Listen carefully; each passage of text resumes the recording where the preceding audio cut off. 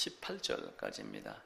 제자들이 예수께 나와 이르되 어찌하여 그들에게 비유로 말씀하시나이까? 대답하여 이르시되 천국의 비밀을 아는 것이 너희에게는 허락되었으나 그들에게는 아니 되었나니 무릇 있는 자는 받아 넉넉하게 되되 없는 자는 그 있는 것도 빼앗기리라. 그러므로 내가 그들에게 비유로 말하는 것은 그들이 보아도 보지 못하며 들어도 듣지 못하며 깨닫지 못함이니라. 이사야의 예언이 그들에게 이루어졌으니 일렀으되 너희가 듣기는 들어도 깨닫지 못할 것이요 보기는 보아도 알지 못하리라. 이 백성들의 마음이 완약하여져서 그 귀는 듣기에 둔하고 눈은 감았으니 이는 눈으로 보고 귀로 듣고 마음으로 깨달아 돌이켜 내게 고침을 받을까 두려워함이라 했느니라. 그러나 너희 눈은 봄으로 너희 귀는 들음으로 복이 있도다. 내가 진실로 너희에게 이르노니 많은 선지자와 의인이 너희가 보는 것들을 보고자 하여도 보지 못하였고 너희가 듣는 것들을 듣고자 하여도 듣지 못하였느니라. 그런즉 씨 뿌리는 비유를 들으라. 마태복음 10장 읽었고요. 마가복음 4장입니다. 그 뒤로 넘기셔가지고 58쪽, 59쪽입니다. 마가복음 4장 10절에서 12절, 3절만 함께 읽겠습니다. 58쪽, 59쪽입니다. 다 찾으셨죠? 마가복음 4장 10절부터 12절입니다.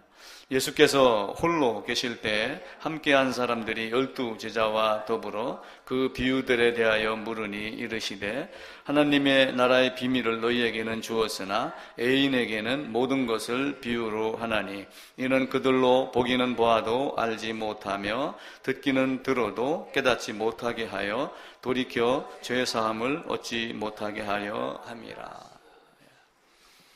우리가 찬송을 부를 때는 내 모든 죄 사함 받았다라고 이렇게 이야기를 하고 또 우리가 성경을 보며 하나님이 모든 사람을 세상 모든 죄를 지고 가시는 어린 양이다. 세상 모든 죄를 다 용서해놨다. 우리가 말은 이렇게 하는데 예수님은 제자들을 앞에 앉혀놓고 너희와 애인을 구분을 합니다. 물론 너희는 이때 당시는 예수님의 제자들이겠죠.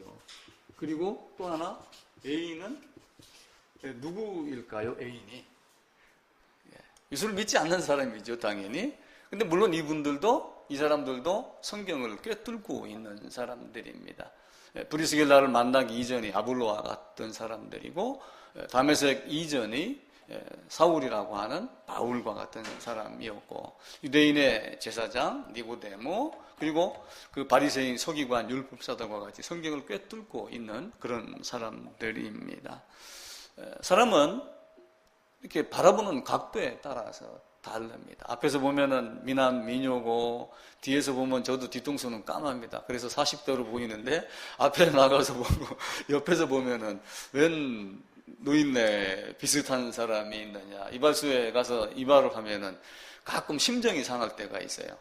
뒤에 머리는 안 보이거든요. 근데 앞머리를 자르면 하얀 것만 그 흰 싸대기만 계속 떨어지는 걸 보고 아 세월이 이렇게 가는구나.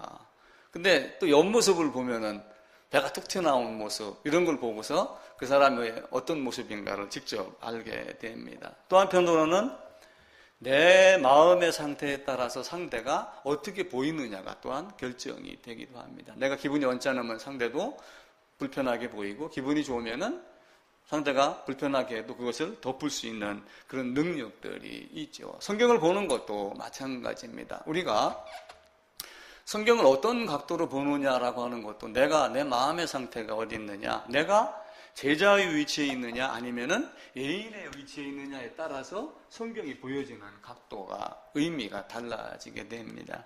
지난주에 그 교재를 하면서 그 잠언 7장에 대한 이야기를 강 목사님이 잠깐 했습니다. 그 음녀가 내 아들을 호리는 여인, 가정을 파괴하는 어떤 이런 사회적인 어떤 이런 문제로만 봤는데 그것이 실제는 하나님 말씀을 떠나고 하나님의 백성들을 유혹하는 어떤 그런 존재다. 그런 존재로 보였다라고 하는 것은 우리가 더욱더 깊이 또 많이 이렇게 발전해 나가는 모습을 볼 수가 있습니다. 그래서 성경에 따라서 우리가 성경을 어떻게 보느냐에 따라서 그것이 점점 달라집니다. 그래서 제가 전에 어떤 말씀을 드렸냐면 문자적 읽기라는 것이 있습니다. 문자적 읽기라고 하는 것이 있고 그냥 문자주의가 있고, 그 문자주의는 뭐였어요? 책에 있는 그대로 이렇게 문자주의입니다. 대학생들이 문자주의를 많이 해요. 왜 그러냐면 교수가 어떤 강의를 하고 리포트를 써내라고 그러면은 교수가 한 말을 그대로 옮겨줬고 그 말에 대한 거를 조금 추가해서 잘했습니다. 좋은 강의입니다. 이렇게 하면 점수가 많이 나오고, 그걸 듣고 나름대로 분석을 하고 해석을 해서 이건 이런 겁니다라고 제시를 하면은 별로 점수를 안 주는 이런 교수들이 간혹 있습니다. 그래서 교수의 말을 그냥 그대로 옮겨 적어갖고 그걸 받아 적어서 리포트를 내는 것이 아니라 그 말하는 의미가 무엇인가를 찾는 것. 그래서 문자주의가 아니라 문자적 읽기라고 하는 말을 드렸습니다. 문자적 읽기.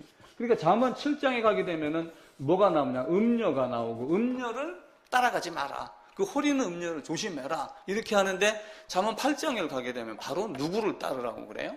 지혜를 따르라고 하면서 지혜인 예수 그리스도를 말씀을 합니다. 그래서 우리가 전체적인 맥락을 보고, 우리가 성경을 보고 성막을 가지고 다양하게 지금 이렇게 하고 있거든요. 근데 그 중에서 이게 무엇을 의미하는 것일까를 이 맥락, 문맥, 또 역사적 배경 이런 걸 보고 알아야지 되는 거예요. 비유라고 하는 것이 있습니다. 비유.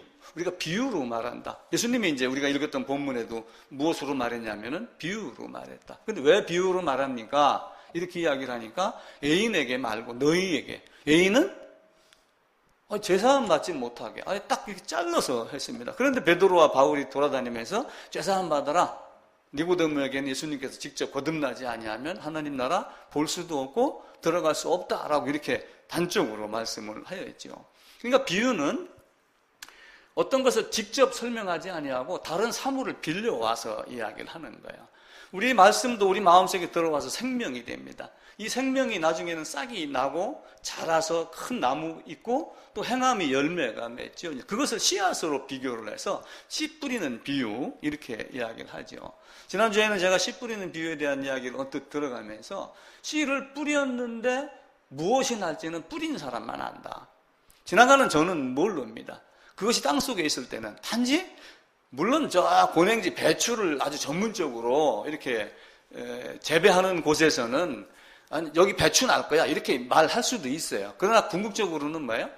내가 씨 뿌린 자는 어떤 건가를 압니다. 예전에 어떤 일이 있었냐면은 가끔 시골에서 축제를 한다면서 논에다가 벼를 심고 그 중간에다가 색이 있는 벼를 심어요. 그래가지고 모를 거기다가 옮겨 심고 지금은 모르는데 나중에 다 익으면은 뭐 무슨 축제, 봉화마을 이렇게 글씨가 보이게 만들어요.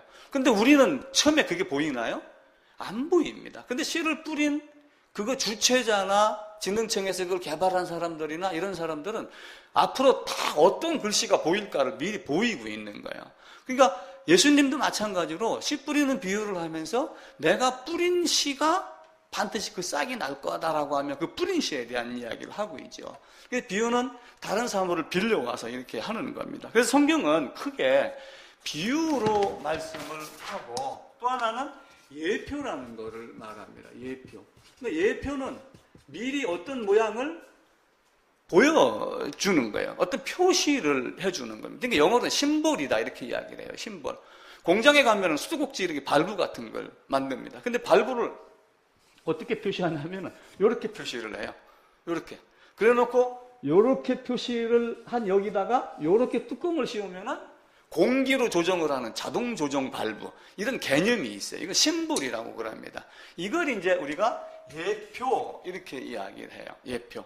뭐 예를 들어 뭐 구름이 오면은 뭐가 일어날 줄 모르느냐라고 어떤 이거 상징적인 걸 미리 보여주는 거예요. 그리고 또 하나는 뭐가 있냐면 모형이라고 하는 것이 있어요. 모형이라고 하는 건 이제 실제가 있습니다. 실제를 본떠서 만든 어떤 물건. 그러니까 성막은 모형이에요, 아니에요?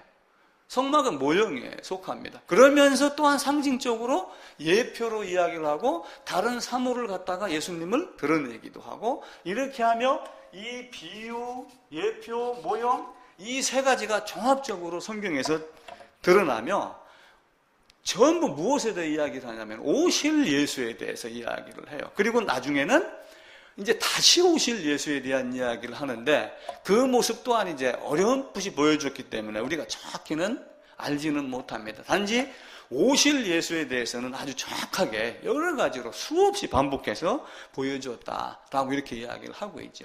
쉽게 우리 일상생활에서 접할 수 있는 게 뭐냐면은 이솝 우화라고 하는 거예요. 우화. 우화도 보게 되면은 결국 뭐예요? 어떤 교훈되는 것, 뭔가를 가르쳐 주기 위해서 우화라고 하는 걸 해갖고 줍니다. 근데 이솝이라고 하는 사람이 만드는 원본은 없다고 그래요. 못 찾았답니다. 그런데 이제 다른 사람들이 들어오는 이런 것들을 이제 정리를 해서 동물, 사물, 뭐 이런 거. 예를 들면 거북이 그러면 뭐가 생각나요? 토끼와 거북이 그러는데 거북이 자체만 놓고 보면은 느리다. 뭐 이런 어떤 느낌이 있잖아요. 사자 그러면은 용맹하다. 어떤 이렇게 우화를 갖다 놓고 이야기를 꺼내는 동시에 무엇을 주기를 원하냐면 답을 깨닫기를 원하는 게 우화며 비유며 예표며 모형이에요. 그런데 우리가 모형 예표로 이렇게 이야기를 해도 이 우화 같은 경우는 쉽게 깨달아요. 우리의 삶에 되니까. 근데 여기다는 무엇을 자꾸 얘기를 하려고 그러냐면 예수님에 대해서 얘기를 하려고 그러니까 그게 맞는가 안 맞는가 자꾸 사람들이 재기 시작을 하는 거예요. 그래서 쉽게 말해서 깨닫지 못하는 것은 어린아이 마음을 갖지 않았기 때문이다. 그래서 이런 우화, 비유, 예표, 모형 이런 것들을 하고 제가 차트를 쓰는 것도 사실은 이런 그 예를 쉽게 설명드리기 위한 또 하나의 방편이기도 합니다. 그래서 씨 뿌리는 비유도 있지만 값진 진주 하나를 만나매 다른 걸 다 팔아요. 밭에 감추인 보화, 세상 어딘가 어떤 그 딱 뭔가 하나가 있을 거 아니에요, 그죠? 그런 걸로 해서 하나님이 예표를 우리에게 모형으로 우화로 비유로 보여주십니다. 또 혼인잔치의 비유 그러면서 또 뭘 해요? 예복 입은 자냐 입지 않은 자냐 뭐 이러는 거 하고 있죠. 그러면서 또한 모형으로 성막에 가면은 뭘 보여주냐면은 죄를 깨달은 자가 반드시 끌고 들어가야 될 게 한 마리가 있다. 짐승이다. 짐승을 끌고 들어가지 않으면 성막 문을 들어가도 효과가 있어요 없어요? 전혀 효과가 없이 전혀 관계가 없는 거예요. 문을 통과해 들어가도 번제단을 거치지 아니하고 번제단을 이렇게 비켜서 갔다고 만약에 가정을 해보세요. 그러면 의미가 있어요 없어요? 전혀 의미가 없는 거예요. 성막은 문을 열고 들어가면 반드시 번제단을 통과해라. 번제단을 통과하고 번제단 옆으로 가면 반드시 뭐가 있어요?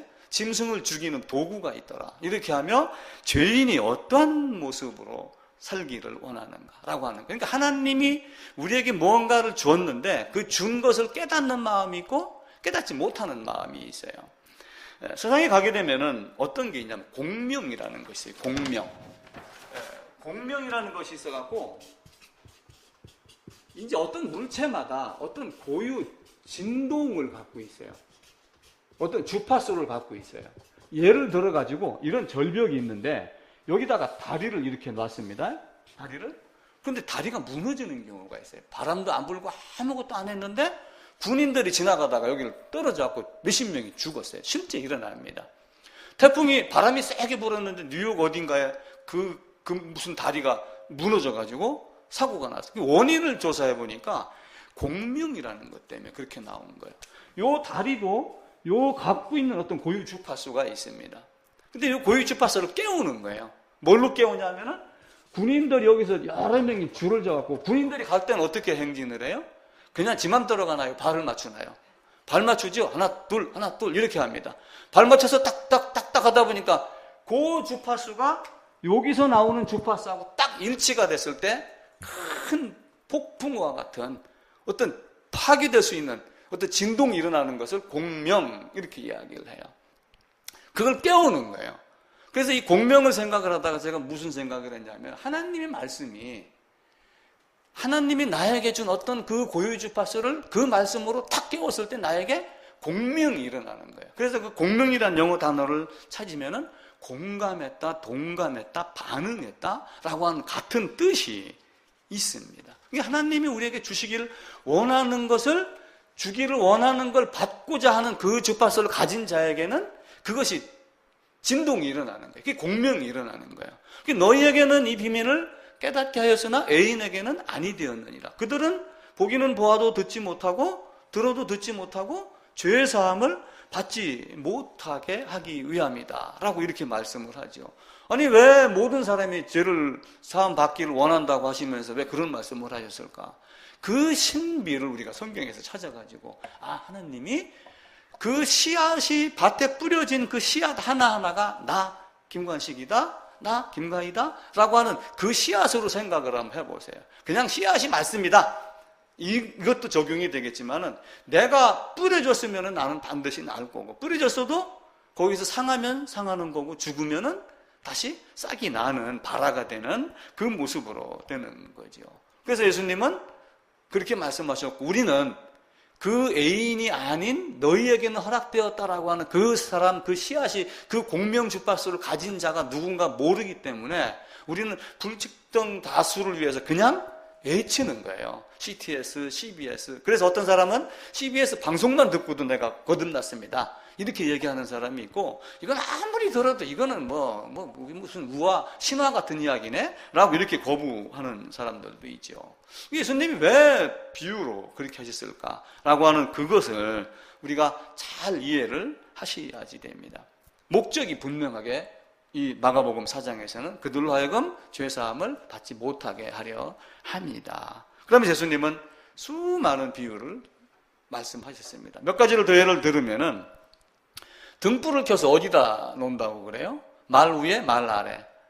말 위에. 그 말이 뭐예요? 대박입니다. 이 바가지예요. 바가지로 딱 덮어놓으면 공기가 차단이 되겠죠. 숯불이 꺼지죠. 그러니까 그렇게 하지 아니하고 이만큼 높이 올려놓는다. 눈의 티와 들보. 그렇게 되면 금방 이해가 되죠. 비유, 우화 이런 개념으로. 또 좁은 문, 넓은 문. 이렇게 해도 금방 이해가 됩니다. 밭에 감추인 보화, 그리고 양염소.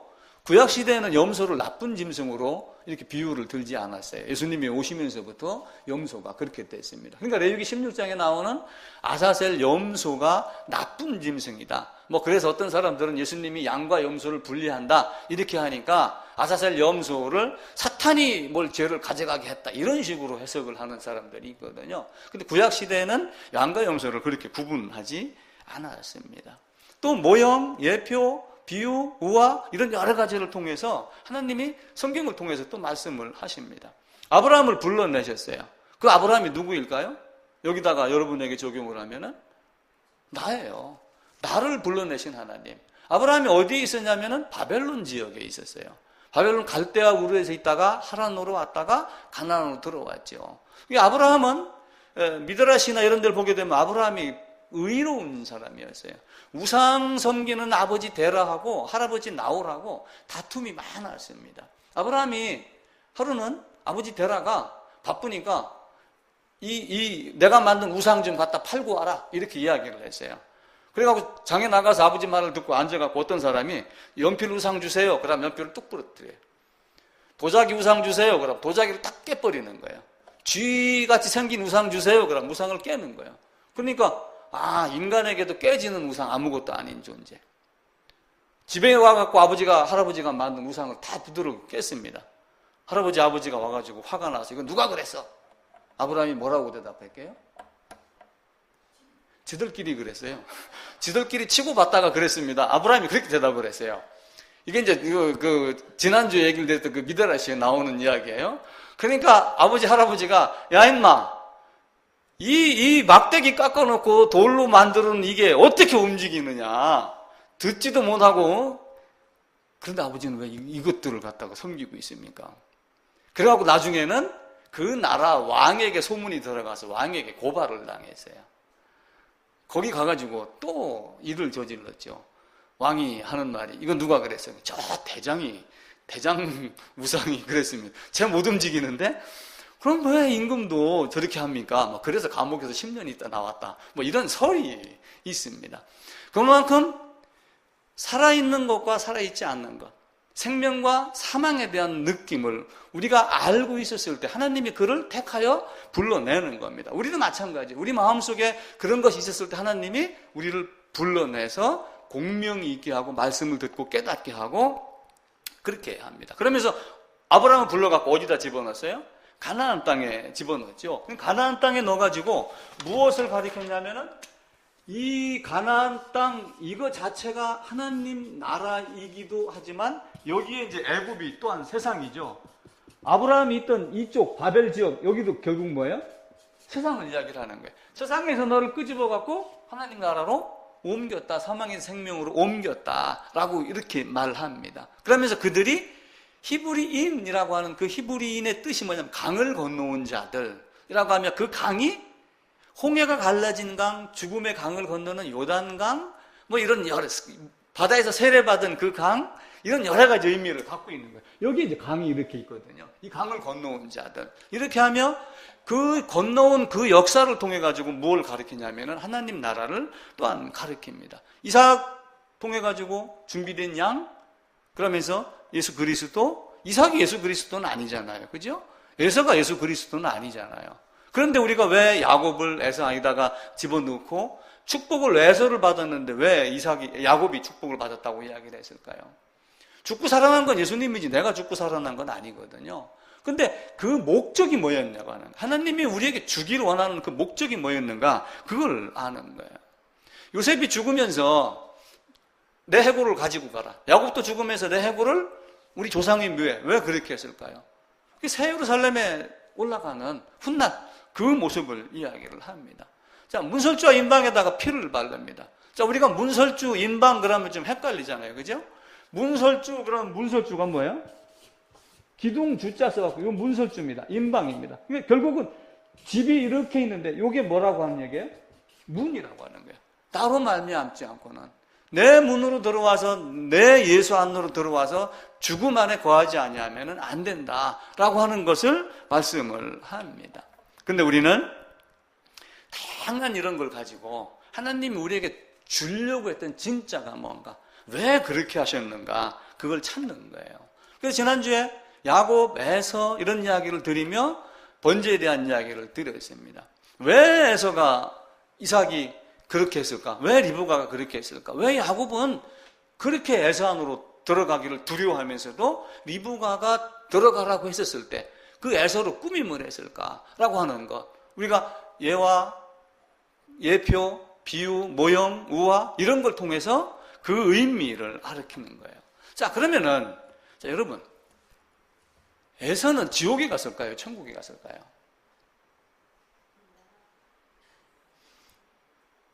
에서는 지옥에 갔을까요? 천국에 갔을까요? 그건 몰라요. 그걸 우리가 판단할 수가 없어요. 왜 제가 그 말씀을 드리냐면은 모형, 예표, 비유 이것 때문에 제가 설명을 드리는 거예요. 자, 쉽게 얘기하면은 에서가 천국에 가 있을지도 몰라요.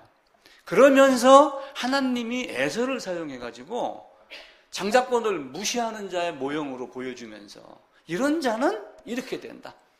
야곱과 같이 이렇게 갈망하는 자, 그 안으로 들어가서 하나님이 만들어 놓은, 제정해 놓은 그 법, 방법대로 한 사람은 이렇게 된다. 갈망하는 자, 침노하는 자와 그렇지 않은 자, 경멸하는 자, 이런 모습으로 바뀌는 거죠. 각자가 다 쓰임에 알맞게 되는 겁니다. 우리가 잠언서 한번 봐봅시다. 잠언 16장입니다. 시편, 잠언, 전도서, 잠언 16장 4절입니다. 928쪽이네요. 예.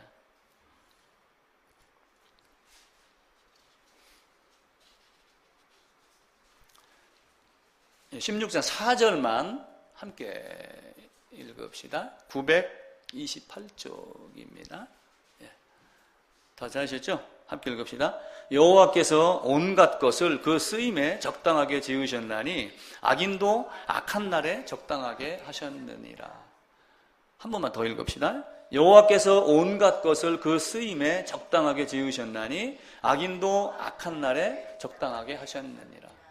하나님이 가룟 유다를 지옥에다 집어넣었으면 집어 들어간 겁니다. 근데 교보자로 사용했으면 그건 모릅니다. 우리는 심판자가 아니에요. 우리는 성경을 보고 내가 거듭 날짜냐 아닌 자냐, 하나님이 예정하여 하나님의 말씀에 공명을 일으키는 자냐 아니냐, 이걸 지금 이 땅에서 찾는 것이지, 어떤 성경의 살해 예화를 보고 역사적 사건을 통해서 가리키는 예수, 그걸 보는 게 아니라 그 사건을 통해서 에서는 어디 갔겠네, 뭐 이걸 자꾸 따진단 말이에요. 근데 에서가 그렇게 쓰임만 받은 진짜 천국에 갔는지 지옥에 갔는지는 우리가 알 수 있는 것이 없어요. 단지 에서의 교보제로 사용되는 것을 통해서 우리는 하나님의 말씀, 성막도 마찬가지예요. 성막이 7개가 있다고 그랬죠. 문이 있고 번제단이 있고, 그리고 번제단 바로 뒤에 물두멍이 있고, 그 물두멍을 또 11개에 가게 되면 바다, 그렇게 이야기를 해요. 바다가 뭐예요? 바다. 저 낮은 곳을 흘러가서 고여있는 온갖 해일 태풍이 일어나서 세상에 있는 모든 더러움을 거기서 다 정화시켜갖고 다시 보내고 순환시키고 이렇게 하잖아요.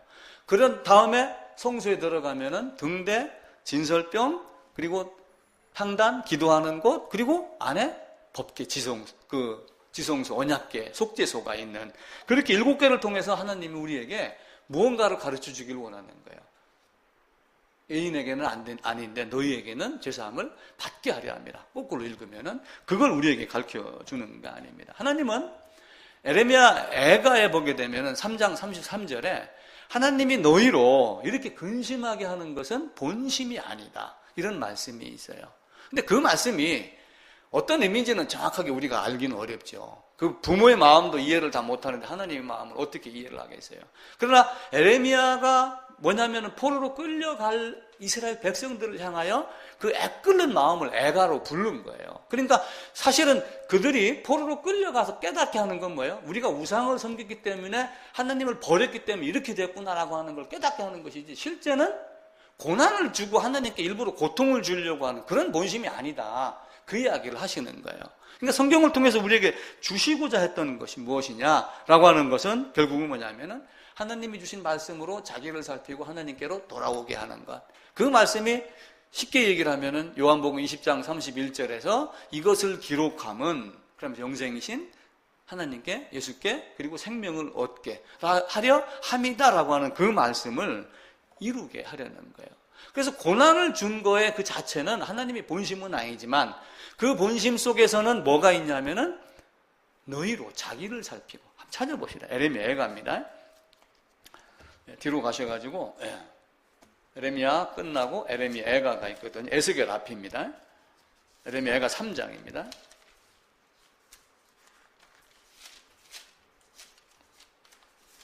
3장 33절입니다. 31절부터 제가 읽을게요. 1147쪽입니다. 1147쪽. 31절부터 제가 읽고 33절 함께 읽읍시다. 이는 주께서 영원토록 버리지 아니하실 것임이며 비록 근심하게 하시나 그의 풍부한 인자하심에 따라 긍휼히 여기실 것임이라. 주께서 인생으로 고생하게 하시며 근심하게 하심은 본심이 아니로다. 그렇게 하며 그 뒤에 40절에 보면은 우리가 스스로 우리의 행위들을 조사하고 여호와께로 돌아가자 라고 하는 어떤 그 근본, 하나님이 말씀을 주시고 그로 근심하게 하고 고난을 받게 하는, 포로로 끌려가게 하는 목적이 결국은 뭐냐면은 다니엘서에 나와 있던 대로 포로로 끌려가서야 우리가 하나님을 버렸구나 라고 하는 걸 깨닫게 하는 그 말씀 때문에 그런 겁니다. 그러니까 에서가 그리스도가 아니고 이삭이 그리스도가 아닐진데 왜 에서를 사용했을까? 모형으로, 예표로, 비유로 이렇게 보여주는 거예요. 그러면서 성막에 들어갈 때 반드시 짐승의 머리에다가 안수한다. 안수하면서 죄를 전가시킨다 라고 이렇게 성경에 나와 있죠. 레위기 16장에는 모든 죄를 넘겨주어, 그 넘겨주어를 전가, 우리가 한문으로 그렇게 이야기를 하는 겁니다. 그러면 죄만 넘겨주느냐? 아니다. 죄만 넘겨줘 갖고선 됐어. 사과 지금 이제 딸 시기입니다. 추석 때 다 따라서 팝니다. 그럼 다음 달 되면 사과 나면 사과 열려요? 있어요? 없어요? 한 개도 없습니다. 그런데 내년에 사과 또 열려요? 안 열려요? 열리죠. 왜 열려요? 사과 나무가 땅에 박혀있기 때문에 그래요. 결국은 죄를 넘겨준다 하는 그 양의 머리에 안수해서 넘겨준다 하는 얘기는 바꿔 얘기하면 죄가 아닌 죄인이 나를 넘겨줘서 나와 나의 모든 죄를 해결하시는 그 하나님 말씀하는 겁니다. 그래서 그 야곱이 에서 안으로 들어가길 원했던 것이, 구약에서 아담이 어디로 들어갔어요? 아담이 어디로 들어갔어요? 가죽 옷을 입은 것만 생각을 했지 가죽 옷 안으로 들어간 건 생각을 안 했잖아요. 우리가 그리스도로 옷 입었느니라 라고는 말하지만 내가 그리스도 옷 안으로 들어갔다, 그리스도 안으로 들어갔다는 말을 바꿔서 이야기하지는 않아요. 아버지가 방에 들어갔습니다. 그런데 띄어쓰기 하나만 잘못하면은 아버지 가방에 들어갔습니다. 이렇게 된단 말이에요. 아니 만약에 여기서 막 돌덩이 같은 우박이 떨어진다고 해보세요. 주방에서 쓰는 저 사기 그릇이라도 뒤집어 쓰고 그 안으로 안 들어가겠어요? 위험이, 심판이 얼마나 두려운가 알면은 그 심판을 피하기 위해서 이삭이 에서를 축복하는 그 축복 안으로 들어가겠어요? 안 들어가겠어요? 들어가죠. 우리가 그것을 성경에서 배우는 거예요. 그래서 육에 속한 사람은 아까 얘기를 드렸던 애인이라고 하는 것은 결국은 뭐예요? 육에 속한 사람 이야기를 하는 거예요. 너희는 들을 귀가 있으나 애인은 허락이 안 돼 있다 라고 마태복음 13장 마가복음 4장에서 얘기했던 그 씨 뿌리는 비유의 이 애인이 결국 뭐냐면은 육에 속한 사람이 해당이 됩니다. 자, 고린도전서로 가보겠습니다. 신약성경 가가지고 로마서 뒤에 고린도전서입니다. 고린도전서 2장 14절 16절입니다.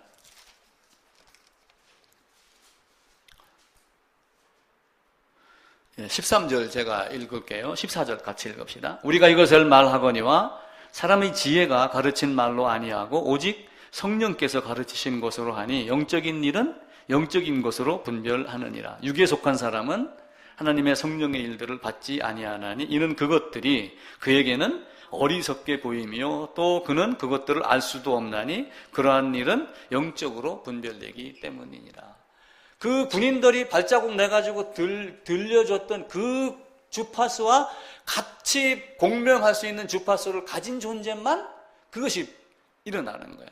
그 주파수가 같아졌을 때 진동의 크기에 따라서 부서지고 넘어지고 깨지고, 그래서 우리 인간도 하나님의 말씀에 깨졌다 이런 말을, 하나님의 말씀에 내가 쓰러져서 넘어졌어, 뭐 기도원에 가서 안수한다고 이마 쳤을 때 넘어지는 그런 거 말고요, 그 하나님의 말씀에 깨지는 이런 깨짐이 있어야지 진짜 깨달음이 우리에게 오는 거예요. 그래서 성경은 무슨 얘기를 하냐면은 그 고린도전서 앞에 1장에 무슨 얘기를 하냐면 하나님의 어리석음이 사람의 지혜보다 낫다, 높다, 크다.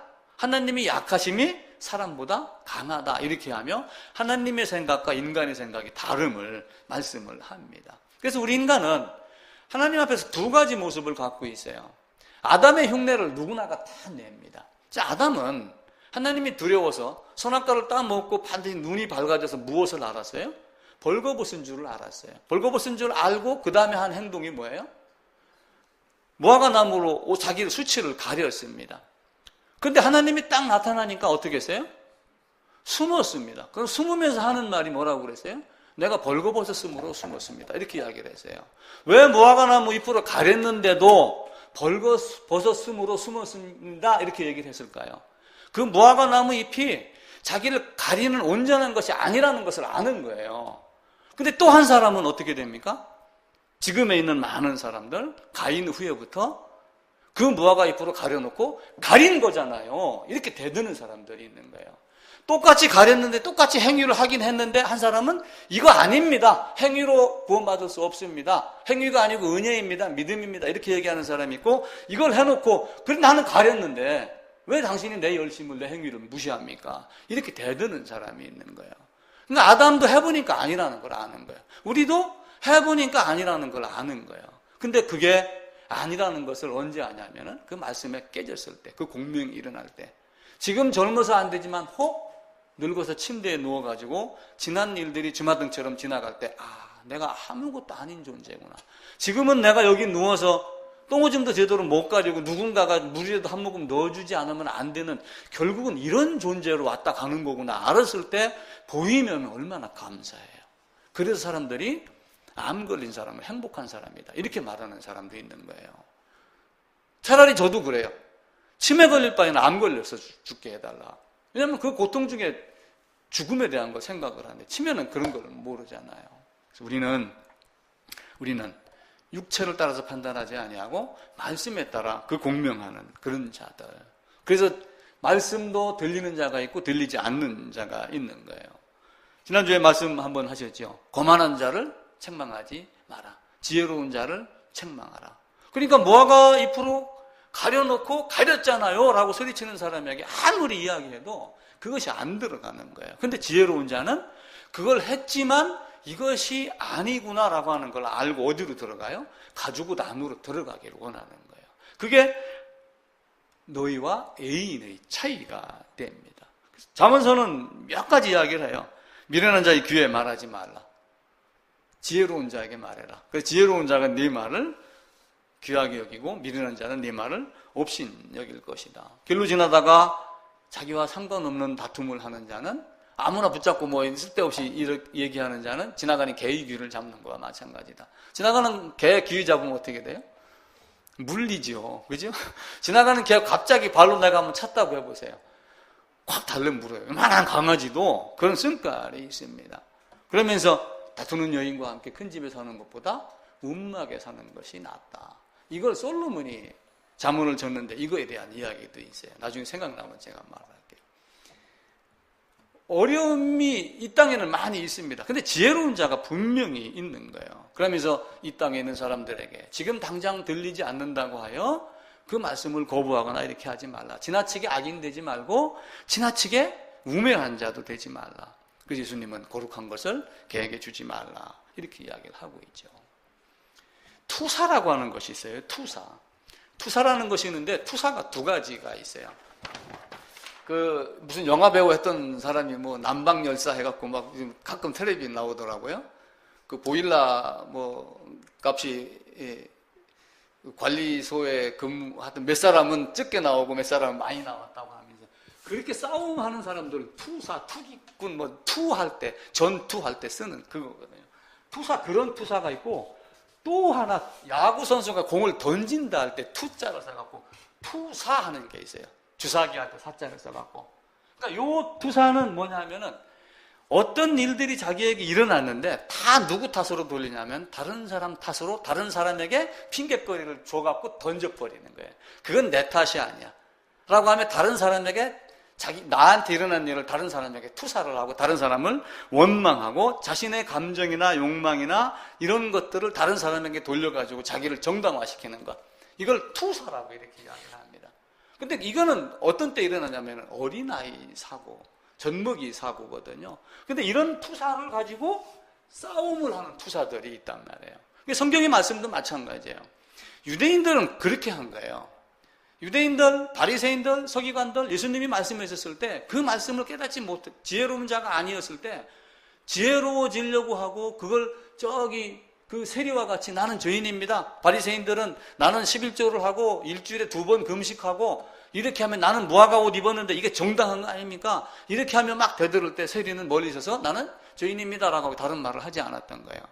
근데 그 세리는 그것을 받아들여서 자기에게 적용을 한 것이고 서기관과 바리새인과 많은 제사장들은 그걸 누구에게 돌린 거예요? 예수님에게 되돌리며 이건 당신 탓이지 내 탓이 아니다. 너는 선지자 혹 유능한 사람에 불과하지 않느냐. 지금도 많은 사람들이 예수님을 4대 성인 중에 한 사람으로 끌어내리면서 높인 척하고 이렇게 이야기를 하고 있는 거예요. 근데 실제는 예수님이 성인에 속합니까? 아니요. 그분은 하나님이죠. 근데 사람들은 그를 위한답시고 예수는 4대 성인이야 이렇게 놓으면서 이상한 만큼 그 다원주의를 지금 부르짖고 있는 거예요. 하나님은 우리에게 씨 뿌리는 비유 많은 것들을 들어드리면서 제대로 알아듣고 제대로 해라. 그걸 제대로 알아듣지 못하는 애인들은 어떻게 되냐면 삼손과 같이 들릴라에게 넘어가는 자가 되는 거예요. 그 잠언 7장에 나와 있는 대로 음녀에게 홀이는 그 아들을, 그러니까 음녀 자체도 문제지만 사실은 홀임을 당하는 그 아들도 문제가 되는 거예요. 자, 삼손은 빛으로 있었습니다. 빛된 생활, 나시린으로 선택을 받았죠. 그런데 들릴라의 꼬임에 의해서 어둠으로 빠져들어갔어요. 근데 니고데모는 어둠에 있던 자예요. 어둠에 있던 자인데 그 어둠 속에서 누구를 찾아갔어요? 빛 대신 예수님을 찾아간 거예요. 그러니까 빛으로 있다가 어둠으로 가는 자가 있고 어둠에 있다가 빛으로 나가는 자가 있고, 그러니까 예수님이 내가 세상에서 빛이라. 내가 세상에 있는 동안은 내가 빛이다. 너희가 빛이 있는 동안에 빛을 있는 낮에 다니면 넘어지지 아니하고 빛이 없는 밤에 다니면 넘어진다 라고 하며 말씀과 말씀이 아닌 것을 또 이야기를 하고 있죠. 또 어떤 사람이 그 안에 빛이 없는 거로 넘어졌다. 이렇게 얘기하며 빛이 없는 거가 바꿔 얘기하면 거듭나지 못한 사람 이렇게 생각할 수도 있고, 거듭났어도 세상의 욕망에 쌓여서 빛이 없는 것 같이 여기고 사는 사람, 두 종류가 해석이 다 될 수가 있어요.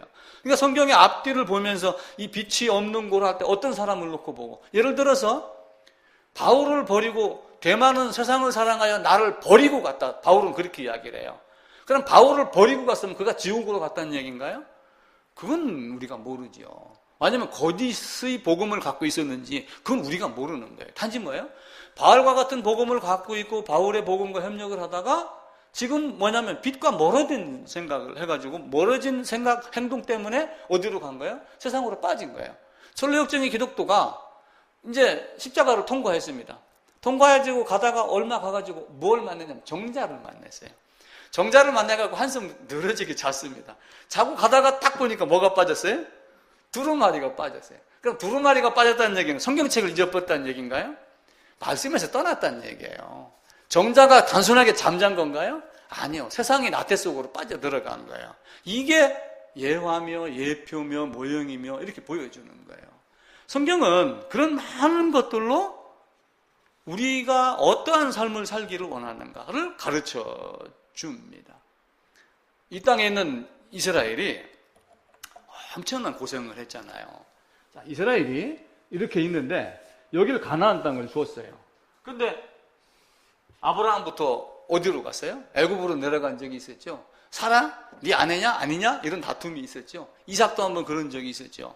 그리고 이들이 나중에는 이 주위에 있는 아수르, 바벨론 이쪽으로 포로로 끌려갔습니다. 근데 왜 포로로 끌려갔어요? 성경은 희한하게 이스라엘을 적들이 공격할 때의 상황을 잘 보면은 이스라엘이 나태해졌을 때예요. 이스라엘이 아주 묘한 짓들을 할 때 적들을 보냅니다.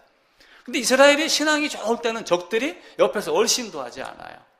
그러면서 그 이스라엘의 상태를 음료하고 또 비교를 하는 거예요. 그 잠언 7장에 나와 있는 것 같이 똑같습니다. 자, 제가 이제 에스겔서를 잘 안 읽으려고 그랬는데 그냥 제가 그래도 한번 읽어볼 필요가 있습니다. 한번 읽읍시다. 에스겔서 16장입니다.